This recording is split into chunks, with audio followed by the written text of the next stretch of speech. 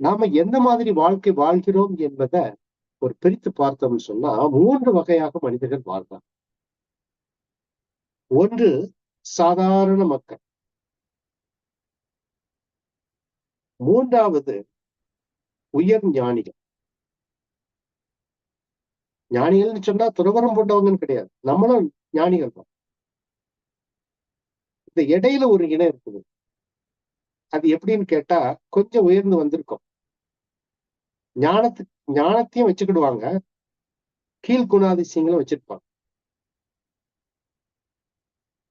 போதை, மாமிச உண்ணல், பிறருக்கு துன்பம் கொடுத்தல், பற்றுதல். அதான் ரொம்ப முக்கியம். பற்றுதல் இருக்கும். பேராசிரியர், பொறுப்பாசிரியர், அறங்காவலர், ரொட்டேரியன் தலைவர், பிரசிடென்ட், இதெல்லாம் வைத்துக்கொண்டு வாழ்ந்து கொண்டிருப்பாங்க. தேர் இன் தி மிடில். அவங்களுக்கு கீழே இருக்கிறவங்க சிந்திக்கவே வேண்டாம். இறப்பு வந்துச்சுன்னு சொன்னா பூமியை சுத்திட்டு இருப்பாங்க. இவங்க பூமிக்கு மேல ஒரு 100 அடிக்கு மேல 100 கிலோமீட்டர் மேல சுத்திட்டு இருப்பாங்க. அதான் வித்தியாசம், வேற ஒண்ணும் கிடையாது. ஆனா பிறப்பு உண்டு. இவர்கள் இந்த இரு நிலையில் வாழக்கூடியவர்களுக்கு பிறப்பு உண்டு. அதையும் தாண்டி மேல போறாங்க. அதான் சொல்லுவாங்க, சபமானவுடன் சிவமாகி விட வேண்டும். சபமானவுடன் சிவமாகி விட வேண்டும். அப்ப சிவம் ஒரு சமமானவுடனே சிவம் ஆகுதுன்னா நீங்க வாழுகின்ற காலகட்டத்திலே நியூட்ரலைஸ் யுவர் மைண்ட். உங்கள் மனதை நிர்மூலமாக்குங்கள். எண்ணங்கள் இருப்பது தப்பு கிடையாது. ஆனால் அது பற்று கொண்டதாக இருக்கக்கூடாது.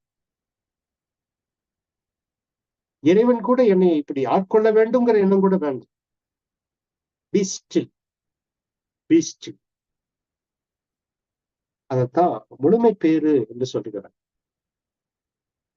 அந்த மாதிரி வாழ்க்கையை வாழ்வதற்குத்தான் அருள் தந்தை அவங்க மனமனக்கலையை கொடுத்திருக்கிறாங்க. ஆனால்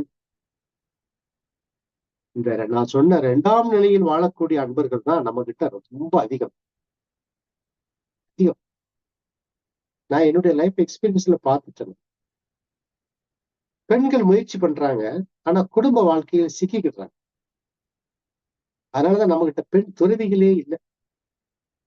வாய்ப்பு கொடுத்தால் கூட, ஏன்னா கடமை உணவு வந்துருது.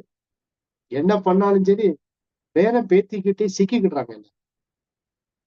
சிக்கிக்கிட்டு அதுல கிடைக்கக்கூடிய பாட்டி தாத்தான்னு சொன்ன உடனே என்ன ஆகுதுன்னு அப்படியே கீழே டுமீல்னு விழுந்துருவாங்க. Including myself. விழுந்துடும். பட் நான் ரெக்கார்ட் பண்ணுவேன் அடிக்கடி. இதெல்லாம் எவ்வளவு நாளைக்கு? கொஞ்ச நாள். அப்புறம் எல்லாம் டெட்டாச் ஆயிடும். அவசியம் இல்லாம போயிடும். அன்பு என்பது வேறு. அன்பு என்பது எப்பவுமே நிலைத்திருக்கும். ஆனா நீங்கள் எதை நினைக்கிறீங்க? எப்பவுமே என்னை இந்த மாதிரி அன்பாக குழந்தை அழைக்க வேண்டாம். அந்த அன்பு வார்த்தைகள் ஏங்கி நீங்கன்னு சொன்னா அதுவே எதிர்பார்த்தலாக போயிடும். அதான் அன்பர்களே, we are walking on the edge of the blade. நாம வாழ்கின்ற ஆன்மீக வாழ்க்கை என்பது அந்த பக்கம் இல்ல இந்த பக்கம் இல்லாம சமபங்காக கொண்டு செல்லக்கூடிய ஒரு நிலையில் தான் நம்ம வாழ்கிறோம். அதை நீங்க புரிந்து இந்த பயிற்சிகளை மேற்கொள்ளுங்க, தவங்களை மேற்கொள்ளுங்க. மனம் என்பது விடுபட்ட நிலையில் இருக்கும்.